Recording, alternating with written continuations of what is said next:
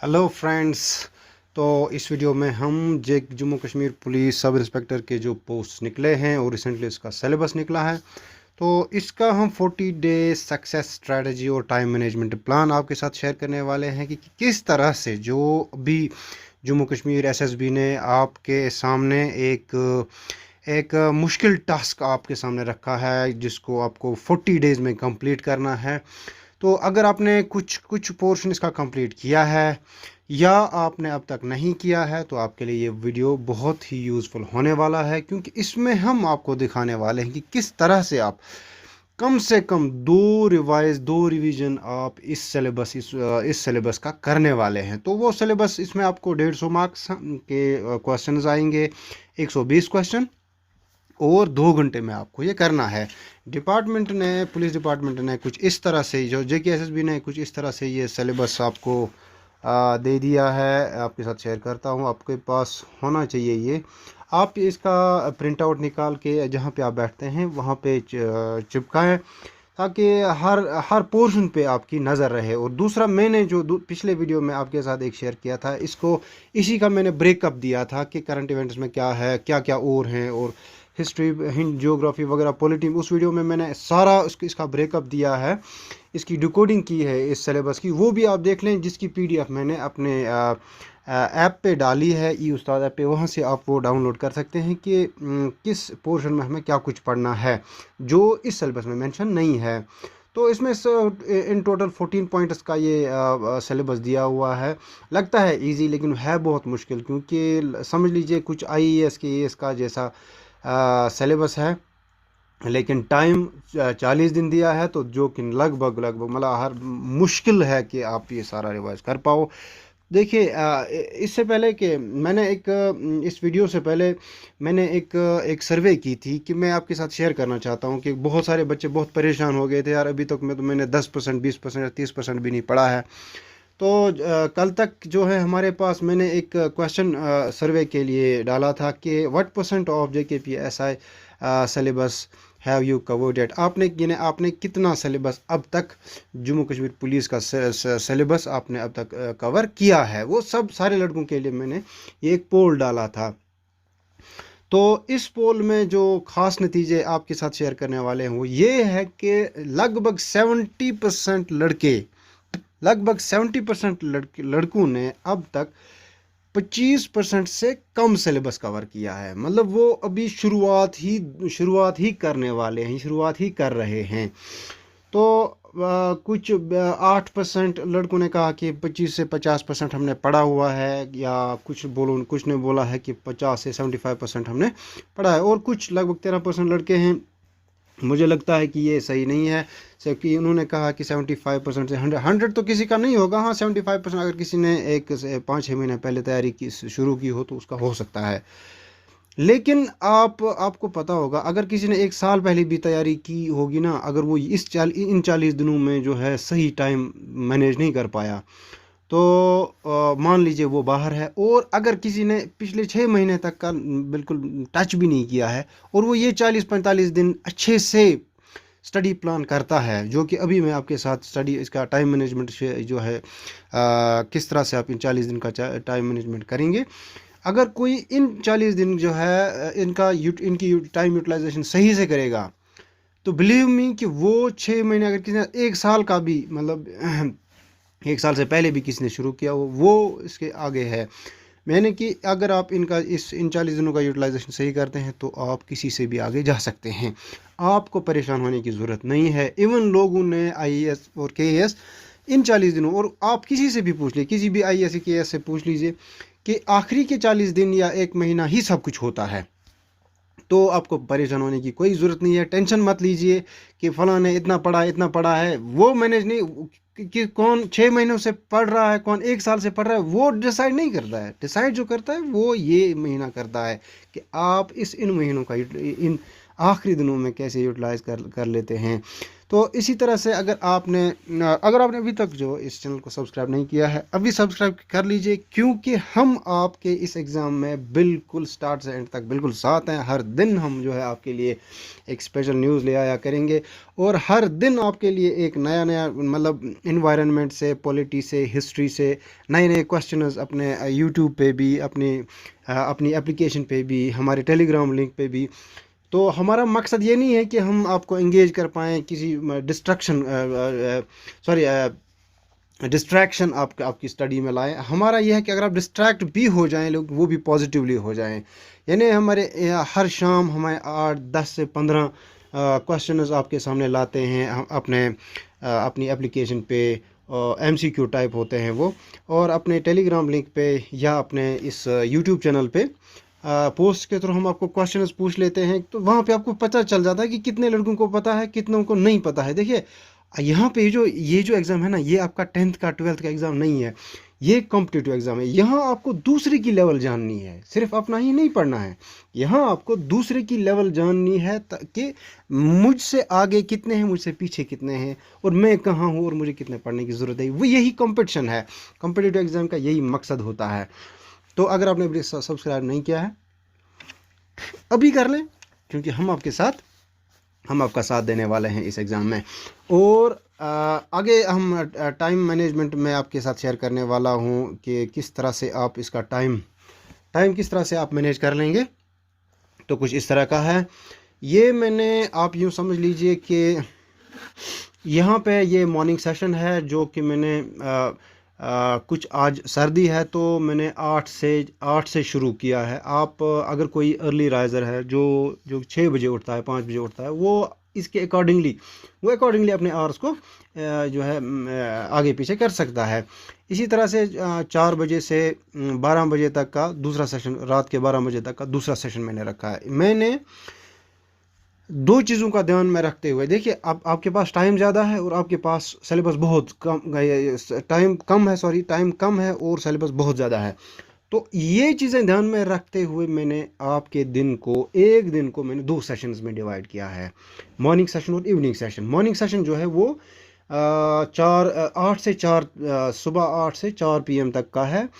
तो और evening session जो है वो है 4 बजे से रात के 12 बजे तक का सेशन।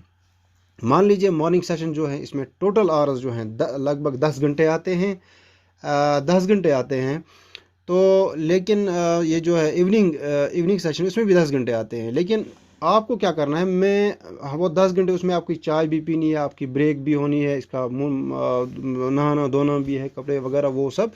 तो इफ़ेक्टिव टाइम जो मैं मानता हूँ 8 से 4 तक का, अगर ये 10 घंटे हैं तो मैं 7 ही घंटे लेके चलता हूँ।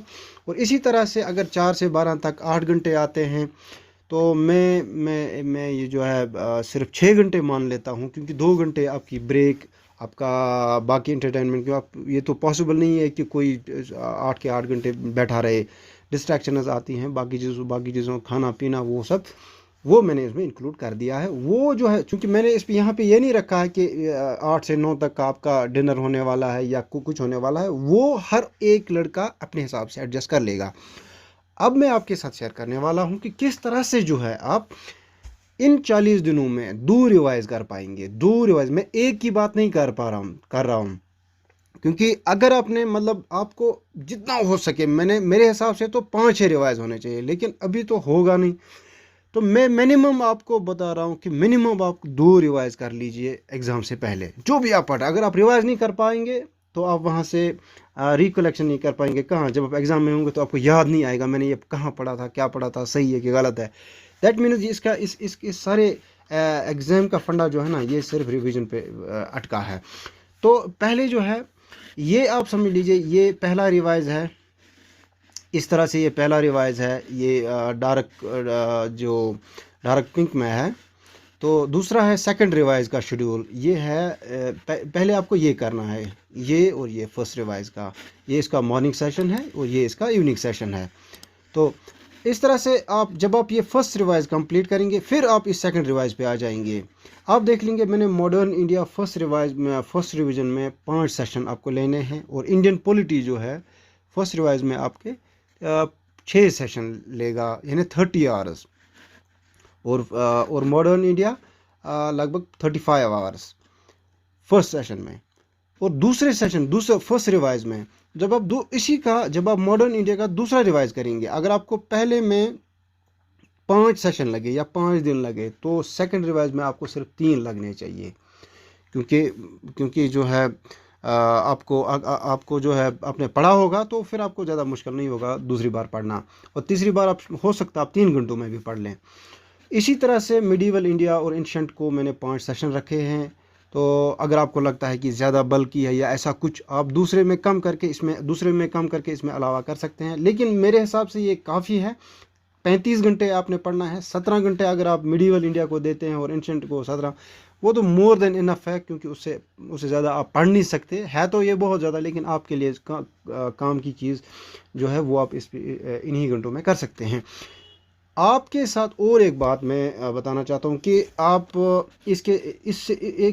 किस बुक से आप ये पढ़ेंगे, मिडीवल या इंडियन हिस्ट्री या ये, इसके लिए कौन सी बुक जो है जो आप इन 40 दिनों में कवर कर सकते हैं। मैंने पिछले एक वीडियो में सारी जो है स्ट्रेटजी बताई थी कि यानी मॉडर्न इंडिया के लिए आपको क्या पढ़ना है ताकि आप इन्हीं 40 दिनों में ये कर पाए, मिडीवल इंडिया के लिए आपको क्या पढ़ना है, और रिलायबल बुक। ये नहीं कि मैं बाज़ार की कोई भी बुक आपको रिकमेंड कर दूँ जो भी मेरे सामने आई, नहीं, रिलायबल जिस पे आप भरोसा कर सकते हैं, हाँ जो उसमें मैं पढ़ रहा हूँ वो बिल्कुल फैक्ट है। और इंडियन ज्योग्राफी सारा, इंग्लिश वगैरह, मेंटल एबिलिटी, कंप्यूटर से लेके सारा का सारा सिलेबस मैंने उसमें, सिर्फ इतना ही नहीं, बुक्स ही नहीं, बल्कि उसमें मैंने ये भी बताया है कि आप मॉडर्न इंडिया में आपको और क्या क्या पढ़ना है, मिडीवल में क्या क्या कौन कौन से टॉपिक आपको पढ़ने हैं, इंडियन ज्योग्राफी में कौन कौन से सब टॉपिक्स आपको पढ़ने हैं, वो सारा मैंने, इंग्लिश, साइंस, सब में मैंने बताया है। यहाँ पे हम आपका टाइम टेबल ये जो है डिस्कस करेंगे। तो इसी तरह से इंडियन ज्योग्राफी के 5, और इसी तरह से आप इंडियन इकोनॉमी के 4 सेशन, ठीक है ना। इसी तरह से J&K रीऑर्गेनाइजेशन एक्ट, मैंने इसके 5 घंटे रखा है, 5 आवर्स, तो 5 आवर्स इनफ है इसके लिए, मोर देन इनफ, 5 घंटों में तो ये हो ही जाएगा। इसी तरह से इंटरपर्सनल स्किल्स के लिए 2 दिन, इंटरपर्सनल स्किल्स में आप क्या पढ़ने वाले हैं वो मैंने वहाँ पे रखा है उस वीडियो में। तो इसके लिए दो सेशन इनफ हैं, पहले रिवाइज में, दूसरे रिवाइज में 1 दिन इनफ, एक सेशन इनफ है। इसी तरह से जनरल इंग्लिश आपको 3 सेशंस में कंप्लीट हो जाना चाहिए पहले रिवाइज में, और अगर 3 सेशन लग रहे हैं तो सेकंड रिवाइज में आपको 2 ही लगने चाहिए। इसी तरह से इकोलॉजी, इन्वायरमेंट इकोलॉजी को, चूँकि ये थोड़ा बल्कि है तो इसके लिए मैंने आपको वो नोट्स रेफ़र किए थे, वो भी आप देख लेना, वो ई उस्ताद एप्लीकेशन पे अवेलेबल अपलोड किए हैं, आप वहाँ से डाउनलोड कर लेना। इकोलॉजी एंड इन्वायरमेंट के पहले रिवाइज में आप चार सेशंस में आप कंप्लीट करना है, और सेकंड रिवाइज जो है आपको 3 में हो ही जाना चाहिए। मुझे लगता है इससे भी कम होने चाहिए, क्योंकि आपको टाइम बचाना है। अब जनरल साइंस है, जनरल साइंस में आप MSc नहीं करना है, आपको ऊपर से जो है, जो आपकी बुक्स आती हैं, कोई भी बुक तो बाज़ार में, वो आप पढ़ लें, कोई भी रिलायबल बुक, तो आपको जो है 3 सेशंस में ये कंप्लीट हो जाना चाहिए, और सेकंड रिवाइज आपका दो ही सेशंस में हो जाना चाहिए। इसी तरह से कंप्यूटर साइंस आपको फर्स्ट रिवाइज 4 सेशंस में और सेकंड रिवाइज 3 सेशंस में। तो इस तरह से जब हम इसका टोटल करेंगे, और एक बात, ये जनरल मेंटल एबिलिटी है, लॉजिकल रीजनिंग, मैथमेटिकल वगैरह, तो इसके लिए मैंने पहले रिवाइज में इसके लिए 4 सेशंस रखे हैं, डेट मीन्स 21 आवर्स। किसी को इसमें कम, किसी को इसमें ज़्यादा लग सकता है, क्योंकि ये थोड़ा मुश्किल पोर्शन है इसमें से। अगर आप ऊपर वाले सेशंस में 1-1 घंटा या एक सेशन बचाते हैं, वो आप इसमें इन्वेस्ट कर सकते हैं, ताकि जो है वो ये उनके लिए है जिनका मैथ बैकग्राउंड या वगैरह, जिनको ये आता नहीं है, जिनको मैथ वगैरह बैकग्राउंड है, तो वो तो ये वो लगभग इसकी प्रिपरेशन करेंगे ही नहीं। तो इस तरह से हमारा पहला रिवाइज जो है वो 25 डेज़ में कंप्लीट होता है, 25 डेज़ यानी 25 सेशन में कंप्लीट हो जाएगा। और जो सेकंड रिवाइज है वो हमारा 15 दिन में, 15 से 16 दिन में कंप्लीट हो जाना चाहिए। और इस तरह से जो है आपके दोनों रिवाइज, अगर आप आज मैं ये वीडियो बना रहा हूँ आज 2 जनवरी 2022, अगर आज मैं आज की बात करता हूँ, तो आज के बाद 40 दिन जो हैं आप 2 रिवाइज कर सकते हैं इन 40 दिनों में। अगर आप ये वीडियो बाद में देख रहे हैं तो आपको अकॉर्डिंगली अपना जो है सिलेबस, अपनी स्टडी तेज़ या स्लो करनी होगी। जिन्होंने पहले ही कुछ रिवाइज, जिन्होंने हो सकता है आप में से बहुत सारे लड़के होंगे जिन्होंने मॉडर्न इंडिया या कुछ पोर्शन इसके पढ़े होंगे, वो इसी तरह से पढ़ें लेकिन इसकी सेशंस कम कर लें। जैसे फॉर एग्जांपल मैंने मॉडर्न इंडिया के 5 सेशन पढ़े हैं। अगर आपने पहले ही ये मॉडर्न इंडिया पढ़ा हुआ है तो आप इसके 5 नहीं, सिर्फ 2 सेशन रखिए। जो आपका बचता है, जो आपका इसमें से 3 सेशन बचते हैं, वो आप उसमें लगाएं जो आपने नहीं पढ़ा है। तो ये मैं आपको बता रहा हूँ, हालांकि ये तो वेल अंडरस्टूड है, आप तो खुद भी वैसा ही करेंगे। तो लेकिन आप स्ट्रेटजी यही रखें। देखिए, आप शुरू कर लें यहाँ से, बिल्कुल जैसा मैंने रखा है आप ऐसे ही बिल्कुल शुरू कर लें, बिल्कुल ऐसे ही चलें, तो डेफिनेटली आप 2 रिवाइज कर पाएंगे, मैं गारंटी के साथ कहता हूँ। लेकिन हाँ, आप ज़्यादा डिटेल आपको ज़्यादा डिटेल्स में जाने की फुर्सत नहीं है, ये मैं आपको लिख के देता हूँ। आप सारी की सारी लक्ष्मीकांत पॉलिटी पढ़ने बैठेंगे तो आपका हाथ से सारा निकल जाएगा। अगर आपने पहले पढ़ी है तो पढ़ लीजिए, अगर आपने पहले पढ़ी है तो आप इसका रिवाइज कर सकते हैं। अगर आपने ये पहले पढ़ी नहीं है तो मैंने आपको बताया है इसके लिए कौन सी बुक, वो मैंने बताया है पहले वीडियो में, वहाँ से देख लेना। तो वो वाली बुक पढ़ के आप इस तरह से ये 6 सेशंस में आराम से कर सकते हैं। तो इस तरह से मैंने आपको ये 40 दिन का एक टाइम टेबल दिया है। अब इसके बाद मैं एक, चूँकि ये जो जैसे मॉडर्न इंडिया है, इसको मैंने बताया है कि ये 5 सेशंस में जो है से मैं इसको कंप्लीट करने वाला हूँ। अब आपको इससे आगे खुद ब्रेकअप करना है कि मॉडर्न इंडिया को मैं पहले दिन क्या पढ़ूंगा, दूसरे दिन क्या पढ़ूंगा, तीसरे, चौथे और 5वें दिन क्या पढ़ूंगा, ताकि मुझे ये 5 सेशंस में कंप्लीट हो जाए। तो वो आप ब्रेकअप खुद कर लेंगे। एक का ब्रेकअप मैंने आपको करके दिया है, जैसे मॉडर्न इंडिया का ब्रेकअप मैंने खुद किया है कि मुझे 5 सेशंस में ये कंप्लीट कैसे होगा। तो मैं दिखाता हूँ आपको ये 5 सेशंस में अगर जो है मुझे कंप्लीट करना हो तो मैं किस तरह से ये कंप्लीट करूँगा। और आपके लिए भी एक सजेशन है, आप भी इस तरह से कंप्लीट कर सकते हैं। जैसे ये है division of subject into daily and weekly targets as we have divided the modern into 5। जैसे मैंने ये 5 सेशंस में किया है, आप भी जो है बाकियों के अकॉर्डिंगली सेशंस में डिवाइड कर सकते हैं। ये मैंने सेशन 1 रखा है 1857 के रिवोल्ट से 1892 के इंडियन काउंसिल्स एक्ट तक, क्योंकि इस दौरान बहुत कम इवेंट्स होते हैं। तो इस लंबे पीरियड को एक सेशन में कंप्लीट आराम से, मतलब मुझे लगता है कि इससे आगे भी किया जा सकता था, लेकिन मैंने इतना ही रखा है।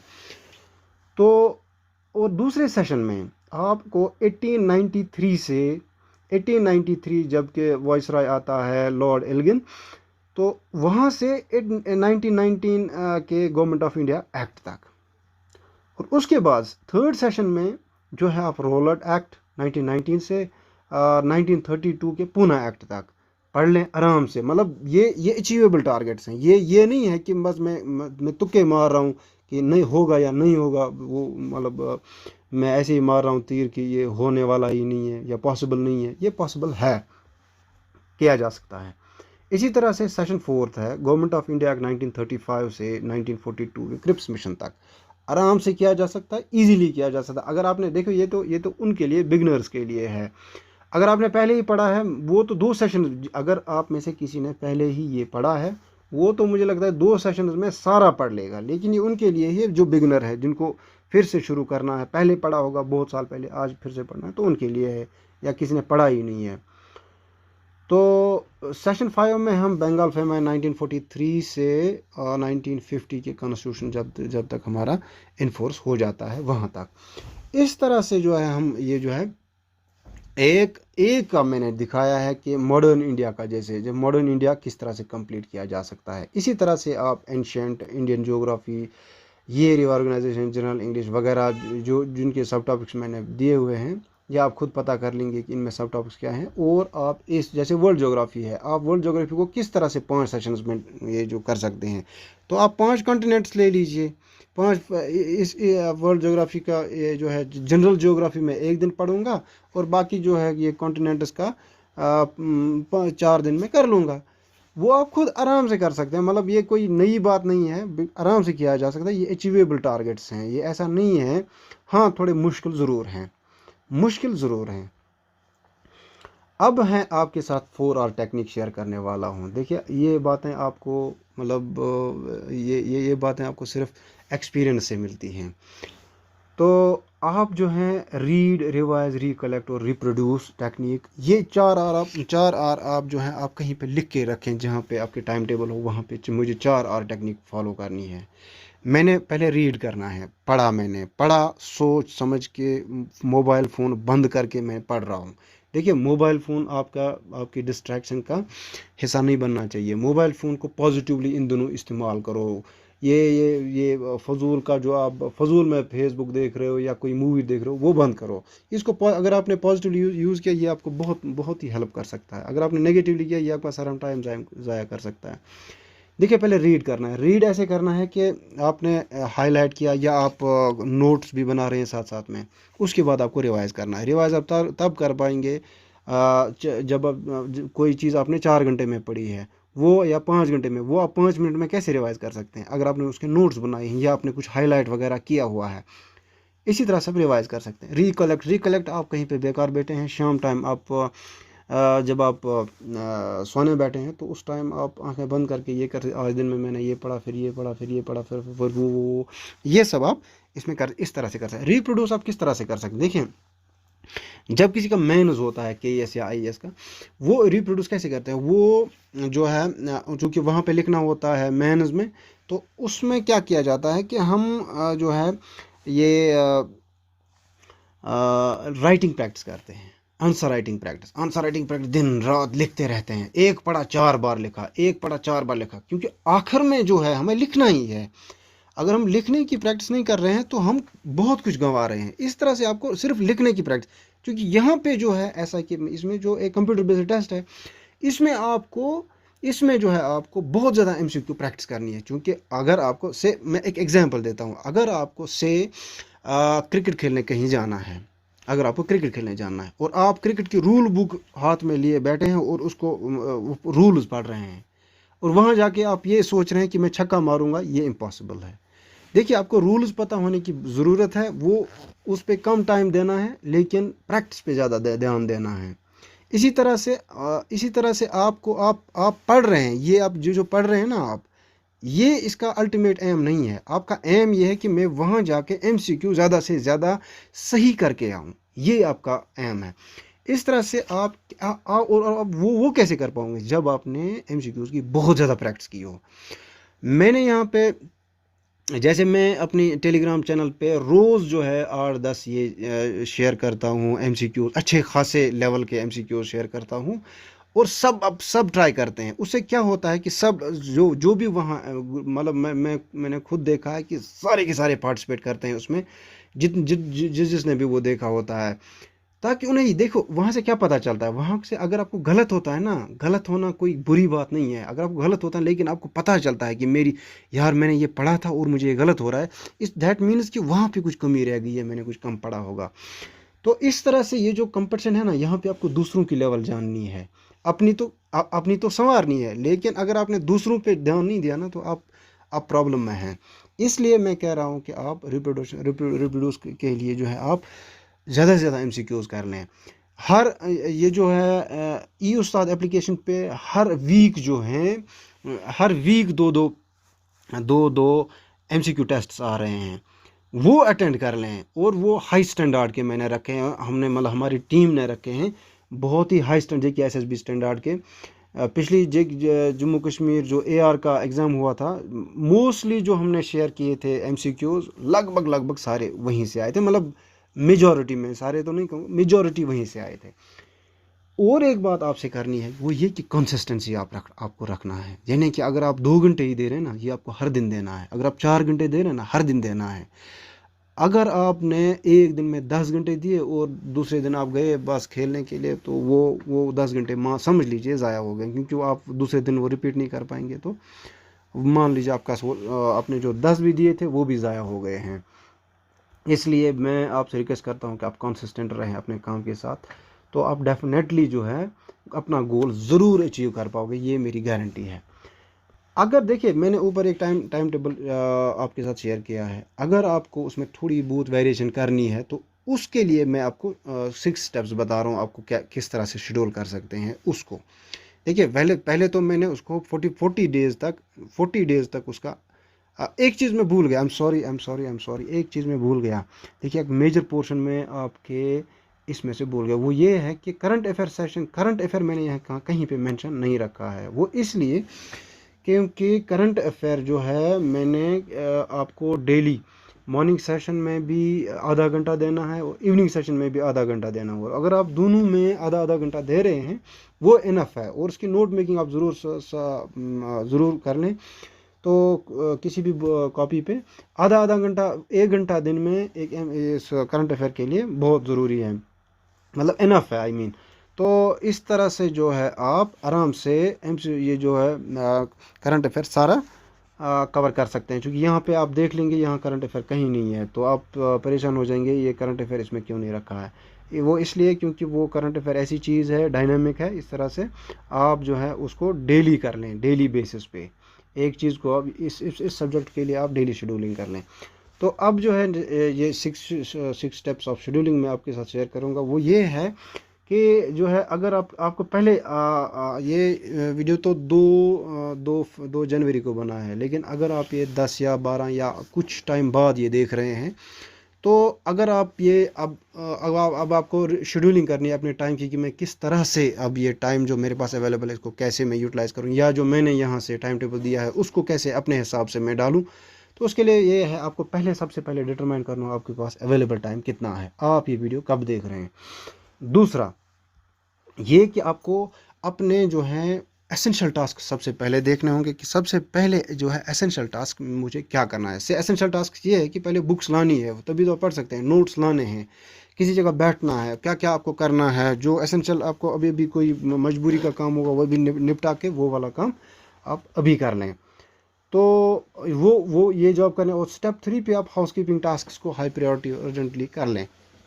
देखिए ये तो इवॉल्विंग है, हर वक्त आपके शेड्यूल आपको करना है क्रिटिकल और हाउसकीपिंग टास्क को, और जो हाई प्रायोरिटी अर्जेंट टास्क हैं उनको शेड्यूल करना है। जैसे कपड़े कब धोने हैं, किस दिन धोने हैं, संडे को 3 बजे मुझे कपड़े धोने हैं 3 से 4 तक, ये वाला शेड्यूलिंग। या मुझे बिस्तर डालने का टाइम क्या होगा, वहाँ से उठने का टाइम हो, ये हाउसकीपिंग टास्क हैं। कोई जो हाई प्रायोरिटी टास्क है, जैसे डॉक्टर के पास मुझे जाना था, किस दिन जाऊं, और वो मैं टाइम पहले से शेड्यूल करूंगा कि हो सकता है 2 से 3 घंटे मुझे वहाँ लगें, तो वो मैं पहले से शेड्यूलिंग करके रखूं। ये भी आप करके रखें। देखिए allow for adequate contingency duration to deal with unfortunate events and interrupt. देखिए आपको नहीं पता है कि कब कौन सी इमरजेंसी आ सकती है, इसलिए जो है आप उसके लिए दिमाग को तैयार रखें कि कभी भी कोई भी इमरजेंसी आ सकती है आपके टाइम जब भी आप पढ़ रहे हैं। तो उस वक्त आपको क्या करना है, उस वक्त आप उसके लिए पहले आपको जहन को अपने हो सकता है आपकी एग्ज़ाम से 5 दिन पहले आपको कोई अल्लाह बचाए कोई बीमार कोई हो जाए, या घर में कोई इमरजेंसी आ जाए, या किसी दोस्त को रिश्तेदारों को कोई इमरजेंसी हो जाए। तो इसके लिए आप ध्यान रखें कि ये आप ही के साथ नहीं हो रहा है, ये सब के साथ होगा। इस तरह से जो है आप जो है वो कर लें, उसको भी अटेंड करना है। वो लेकिन अपने जो है अपना जो शेड्यूल आपने रखा है उस पर भी वापस आना है। और आप उससे ये परेशान नहीं होना यार अब मेरा तो 2 दिन या 2 घंटे या कुछ वक्त मेरा उसमें वहाँ चला गया, अब तो मेरा हो गया, अब मैं कर ही नहीं सकता हूँ। ऐसा नहीं है। ये मेजॉरिटी, ये मान लीजिए 95% बच्चों के साथ ऐसा होता है। So in the time that remains, plan activities that address your priorities and personal goals. आपके पर्सनल गोल्स हो सकते हैं, आपके इसके अलावा कुछ आपको करना है, उसके लिए भी आप टाइम मैनेज ज़रूर कर लें। इसी तरह से examine your activities to see what tasks can be delegated, outsource and eliminated entirely. ये बहुत इंपॉर्टेंट है। क्योंकि से फॉर एग्जांपल अगर आपको अभी आपके पास 4 बुक्स आपने लाई है, आपको कोई एक बुक से मान लीजिए करंट अफेयर की आपने नहीं लाई है, तो आप सांबा से जम्मू जा रहे हैं या कुपवारा से श्रीनगर जा रहे हैं क्योंकि मुझे वहाँ से सिटी से वो लाना है, तो उससे क्या है कि आपका पूरा दिन उसी के साथ चला जाएगा। तो आपका दिन चला गया तो दूसरे दिन आप 2 दिन आप यही सोचते रहेंगे मेरा फलां दिन इसमें चला गया। इससे डील करने के लिए ये वाला मैंने आपके लिए रखा है। वो ये है कि आप जो है वो वाली चीज़ें डेलीगेट कर लें, आउटसोर्स कर लें। किस तरह से, कोई आपका रिश्तेदार यार दोस्त कहीं जा रहा है, उनको बोल दें कि जो है आप ये वाली मेरी बुक वहाँ से लानी है, ये वाला ये लाना है, ये वाला ये लाना है, या कुछ जो आपको फोटोस्टेट कराना है, कोई बुक लानी है, कुछ भी एनीथिंग, ये जो डेलीगेट किया जा सकता है, आउटसोर्स किया जा सकता है, उसको कर लें आराम से। कोई कोई फ्रेंड जा रहा है, यार मेरा ये काम भी कर लो, या कुछ कोई चीज़ें हैं जिनको इंटायरली एलिमिनेट किया जा सकता है फॉर टाइम बिंग से। आपको आपको अपने लिए कुछ लाना था, कोई अरमानी का जैकेट लाना था, या कोई रेबन की ऐनक लानी थी, ये चीज़ें एलिमिनेट की जा सकती हैं ऑल टुगेदर। ये बाद में भी की जा सकती हैं, क्योंकि यार मैं बाद में ऐसा बन के कैसा लगूंगा, मेरे लिए एक ज़बरदस्त ऐनक होनी चाहिए, एक स्पेक्स होनी चाहिए, ये सब चीज़ें बाद में आप कर लेना। तो इनको आप फ़िलहाल एलिमिनेट कर लें। और इसके साथ साथ मैं आपको ये भी बता दूं कि ये जो है, अगर आपने अभी तक ई उस्ताद की एप्लीकेशन डाउनलोड नहीं की है, अभी कर लें, क्योंकि जो है वहाँ पे आपको वो जो है आपके इस थ्रू आउट द एग्ज़ाम आपके साथ देने वाली है। ये एसएसबी का कोई भी एग्ज़ाम है ना, वहाँ पे जो है आपको क्वालिटी मटेरियल और क्वालिटी ये जो है टेस्ट्स मिलेंगे, वीडियो भी मिलेगा, वो क्वालिटी का मिलेगा। ये ऐसे ही सिर्फ मतलब आपको वहाँ लाने के लिए नहीं है।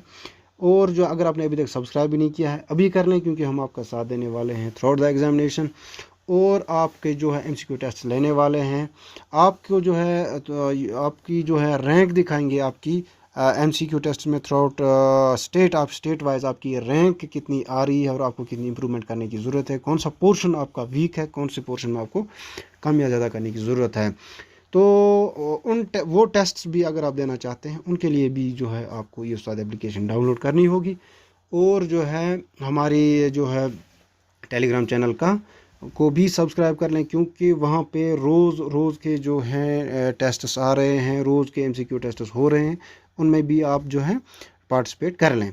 बाकी good wishes for your examination and good bye.